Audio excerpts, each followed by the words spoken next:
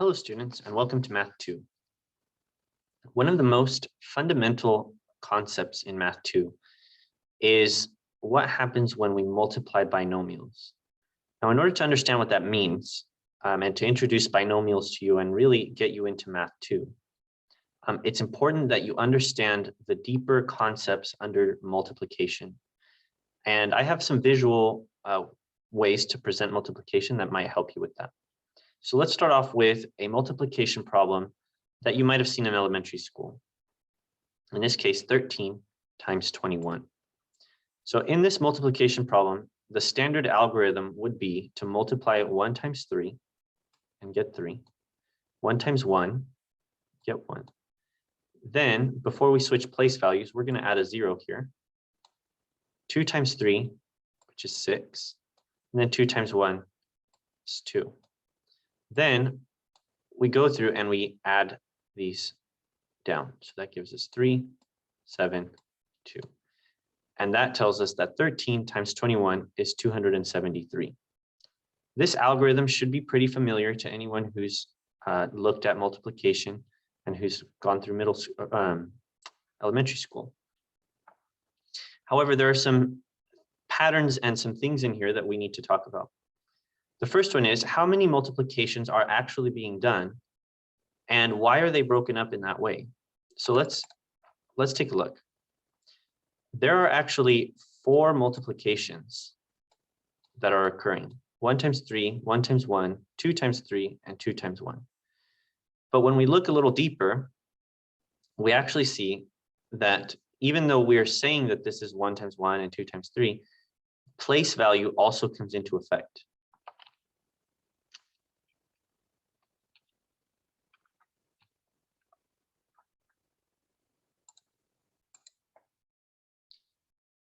So what's actually occurring is we're separating the 1 and the 3 from the 13 and the 2 and the 1 from the 21. And we're treating each as its own separate number. And we're allowing the position of each number to dictate its value, its place value. So even though we say 2 times 3 and 2 times 1, what we really mean is 20 times 3 and 20 times 1. And that's why there's this 0 that got added in here. Right? So we say 1 times 3, which is 3. 1 times 1, what that really means is 1 times 10, which is 10. And that's why when we put a 1 here, this 1 actually means 10. That's why it's in the tens place. And then we add a 0 because we're actually multiplying by 20 now that we move on to the 2. So when we say 2 times 3, what we actually mean is 20 times 3. That's why it's a 6. And then 2 times 1 actually means 20 times 10. And that's why we get 200. And then we add these up and we get 273. Another way to visualize it is if we look over here on the right, we see that it's the same number. So this is still 13 and this is still 21. However, I've gone ahead and split up the 10 and the 3 from the 13 and the 20 and the 1 from the 21. And in effect, this is what is happening when we're multiplying 13 times 21. This is another way to visualize it. Now, in some other countries, what they do is they teach it this way, using this visual. This visual is going to help us a lot as we intro into Math 2. So we're going to use it for a little while, until we wrap our minds around what's actually happening. So each of these lines represents one of the numbers in the parentheses above. So 10 and 3, this represents 13, and notice that they're going in the same direction, right? So 10 and 3 are both pointing this way because they're from the same number. 20 and 1, likewise, are pointing in the exact same way. They're both pointing in the same direction because they're both coming from the same number, which is the 21. Now, every time that these numbers cross, we're going to multiply the origin of those arrows each time the arrows cross. So right here, we see there's a cross, and that's the 10 crossing the 20. So 10 times 20 is 200. Here's another cross. 20 times 3 is 60. Here's another. 10 times 1 is 10. And here's another. 1 times 3 is 3. And then we can add these. 200 plus 60 plus 10 plus 3. 260 plus 10 is 270 plus 3 is 273.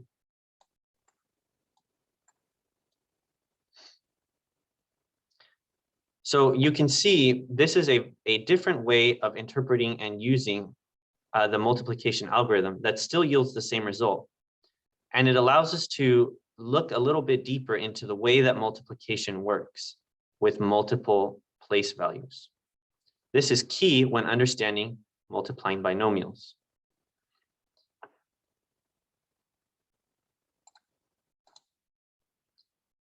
So I have added here, as you can see, 2 binomials. I've repeated them over here because I'm going to show you an extension of how to multiply later. But for now, we can ignore these. So here we have 2 binomials multiplying each other. We can tell they're multiplying because the parentheses are right next to each other without any symbol in between. These are called binomials because they are polynomials that have 2. So bi means 2, nomials means term. There's 2 terms in each parentheses. So this would be a binomial. This is a binomial. When you're multiplying binomials, we use the same strategy and the same thought process as multiplying 2-digit numbers. You can almost think of the x as the tens place and the 2 as the ones place, or the x over here as the tens place and the 3 as the ones place. There are some differences, but mainly there are more similarities. So we can do the same thing that we did over there. We'll call one of these lines x and one of these lines 2 to represent this first binomial. Then we will call one of these lines x and one of these lines 3 to represent the second binomial. And everywhere where you see a cross, you will multiply the origin of that line. So for example, here we see a cross. This is x times x. This is represented with x squared, which means x times x. Then we have this cross, which is 2 times x. So that's 2x. Then there's this cross, which is 3 times x. So that's 3x. And there's this cross, which is 3 times 2, which is 6. So using the same method that we did before, we were able to add up all of the results, all the products. We'll do the same thing here. We're going to add up all of these products. We get x squared plus 2x plus 3x plus 6. Now, because 2x and 3x are considered like terms, they can be combined to make 5x. So we get x squared plus 5x plus 6. And so we say x plus 2 times x plus 3 equals x squared plus 5x plus 6. In other words, x squared plus 5x plus 6 is the product of these 2 binomials. Now, let's look a little more deeply into some of the structure of what exactly is going on here. And what's happening is that each term, and by term we mean these, each term is multiplying each term in the other binomial. So this x is actually multiplying the x and the 3, which we can see by this line crossing the x line and the 3 line. But notice it doesn't cross the 2 line. So x multiplies x and 3, and then 2 multiplies the x and the 3. So eventually, we will not need this visual representation, and we can do this mentally. x times x, and then x times 3 to symbolize the x crossing the x and the x crossing the 3. And then 2 times x, and then 2 times 3, which symbolizes the 2 crossing the x and the 2 crossing the 3. And even these visualizations here, eventually you'll be able to do them mentally. So x times x is x squared. X times 3 is 3x. Remember, this x does not multiply this 2 since they're part of the same parenthesis. 2 times x is 2x. And 2 times 3 is 6. And then just as before, the 3x and the 2x combine together because they're like terms. We get x squared plus 5x plus 6.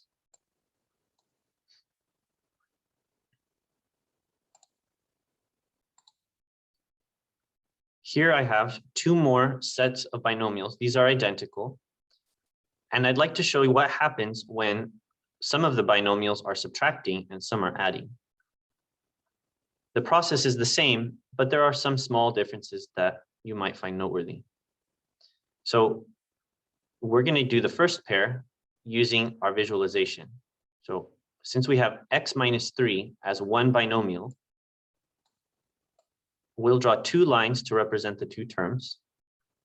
One of the terms is x, and the other is minus 3 or negative 3. Then 2 lines to represent the other binomial. One of them will be x, and one will be 5. Here we have x squared. This will be 5x. This will be negative 3x. And this will be negative 15. We can see already that 2 of the terms will be like terms, and we can combine them ahead of time and say 5x minus 3x is 2x. And that's going to give us our answer, x squared plus 2x minus 15. So x minus 3 times x plus 5 equals x squared plus 2x minus 15. Once you get more experience, you'll be able to do it like this. X times x is x squared. X times 5 is 5x. Negative 3 times x is negative 3x. Negative 3 times 5 is negative 15. 5x minus 3x is 2x. X squared plus 2x minus 15.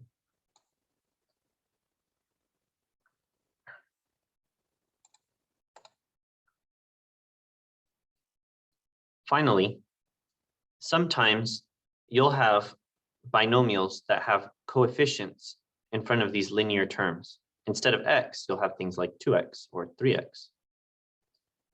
And sometimes the numbers inside will, these ones here, when you multiply them, their products will be larger, like 2 digits, or even 3 digits, or even bigger. And just so as to not confuse you, I want to mention the difference between this and multiplying 2-digit numbers. In 2-digit numbers, each place value was its own separate term. Since we're dealing with binomials, we don't really worry about place values at all. So just to show an example,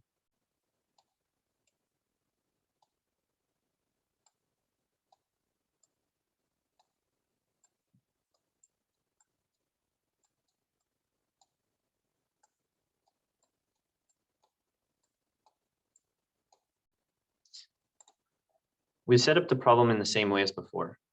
2x and minus 7, both pointing in the same direction since they're from the same binomial. 3x and 8 also are pointing in the same direction. And now we multiply at each cross. 2x times 3x is 6x squared. Negative 7 times 3x is negative 21x. 2x times 8 is 16x. And 8 times negative 7 is negative 56. So we have 6x squared minus 21x plus 16x minus 56. Again, negative 21x and 16x are like terms. We can combine them, and that'll give us 6x squared minus 5x minus 56.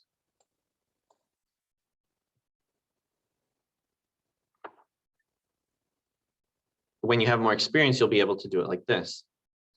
2x times 3x is 6x squared.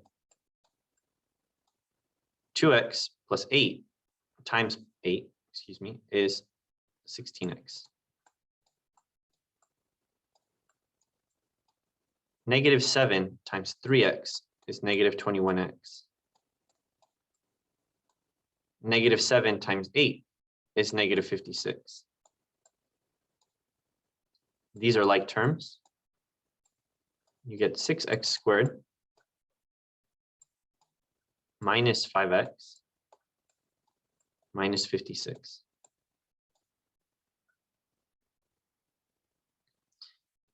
And this is how you multiply binomials. In our next lesson, I'll show you how to factor binomials.